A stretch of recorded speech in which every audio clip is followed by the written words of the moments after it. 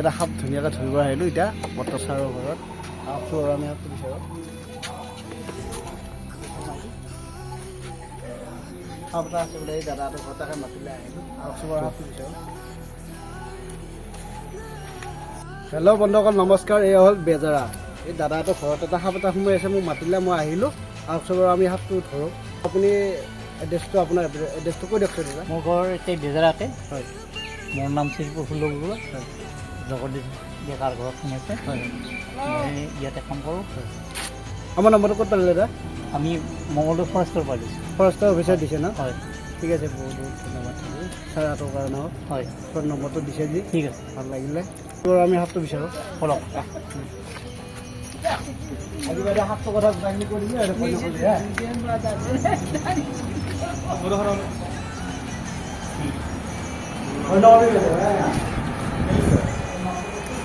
মানে উঠিলে এই ইয়াতে আছে ওচৰতে আছে নেকি হয় ইয়াতে আছে সেইটোৱেই ঠিক আছে বাৰু আমি চাই লওঁ চাওকচোন বাৰু আপোনালোকে সাপটো ক'ত সোমাই আছে ডাইৰেক্ট খাপ এইটো ৰেড স্নেক হয় সাপটো কি সাপ ন হেৰি ফুলেবৰীয়া বুলি কয় আমি এইটো উদ্ধাৰ কৰি লওঁ ঠিক আছে আমি সাপটো ধৰোঁ হয় বাবা ৰে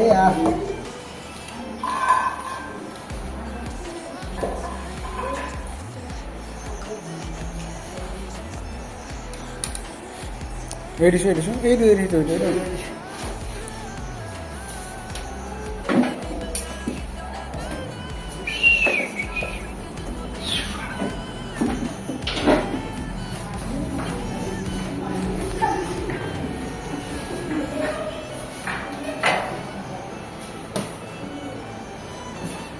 সাপটো বাহা এইটোৱে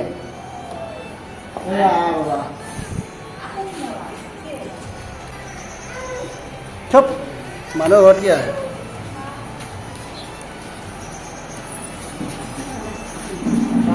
এইটো সাপ কি সাপ গম পাইছে ন কি সাপ এইটো সাপ ফুলেবৰীয়া সাপ এইটো সাপ ফুলেবৰীয়া সাপ এইটো সাপৰ বিষ আছে নে দাদা বিষটো আছেনে নাই আমি নাজানো নহয় সাপৰ কৈ দিম চব সাপৰে বিষ এইটো সাপৰ বিষ নাই বাইদেউ একেবাৰে বিষ নাই দাদা আপোনাক কামাৰিলেও বিষ নালাগে মোক কামাৰিলেও বিষ নালাগে এইটো অলপ ফুলেবৰীয়া সাপ আৰু ফুলেবৰীয়া সাপৰ এটা কথা ভাল আপোনাৰ চিনাকি চিনি পায় এই ইয়াতে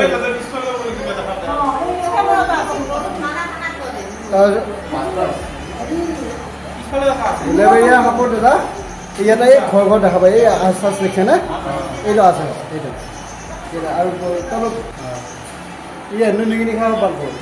এই নিগিনিৰ কাৰণে বাঘ দাদা আৰু এইটো সাপৰ একেবাৰে দিশ নাই অঁ ফুলেবৰীয়া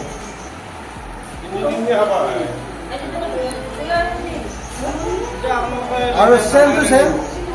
চেম টু চেম এটা এনেকুৱা এটা ফুলেবৰীয়া কলি ফেটি আছে কলি ফেটি হেৰিটো মুখখন হ'ল এটা হালধীয়া বগা থাকে আৰু চেকটো নাথাকে এইটো হ'ল বগা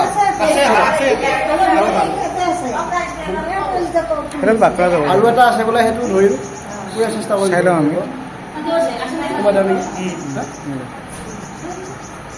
দাদা কেনেকুৱা লাগিল আজি সাপটো ধৰবাই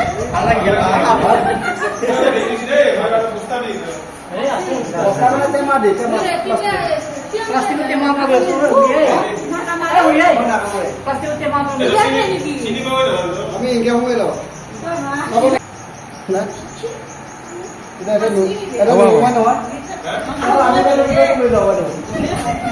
এটা নোমোবাই যাওঁ মোবাইলে লৈ যাওঁ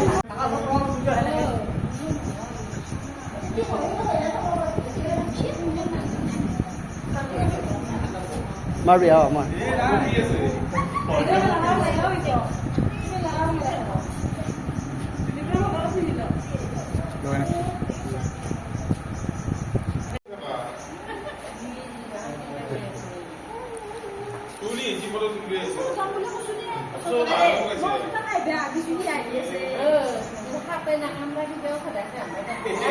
কি আছে বাইদেউ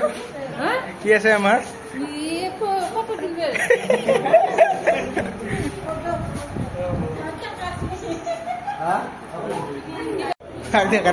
Boleh sih boleh.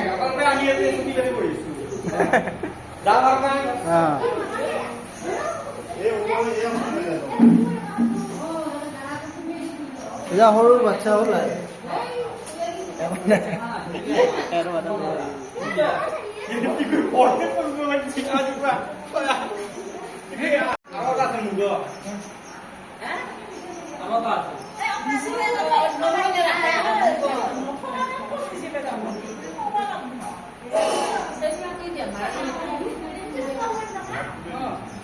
নকবি আৰু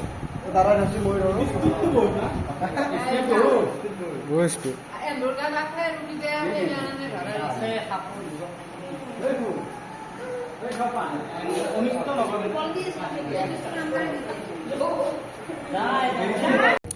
সাপটো ধৰিলোঁ আকৌ ধুনীয়াকৈ ভিতৰত ভৰাই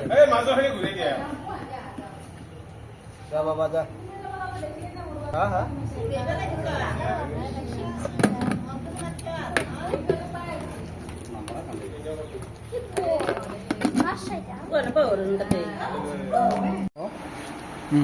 অঁ খুৰা আজি সাপটো ধৰবা কেনেকুৱা পালি সাপটো ধৰাত আমাৰ বহুত আনন্দ আজি হয় সাপটো আৰু আপোনালোকে জংঘলৰ বস্তু জংঘলতে এৰি দিব হয় সাপ থাকিলে আমাৰ ভয়ো লাগি থাকে হয় ঘৰত সোমালে অসুবিধা হয় হয় সেইকাৰণে বহুত বহুত ধন্যবাদ আপোনালোকক মানে ঠিক আছে বাৰু আমি সাপটো ধুনীয়াকৈ জংঘলতে এৰি দিম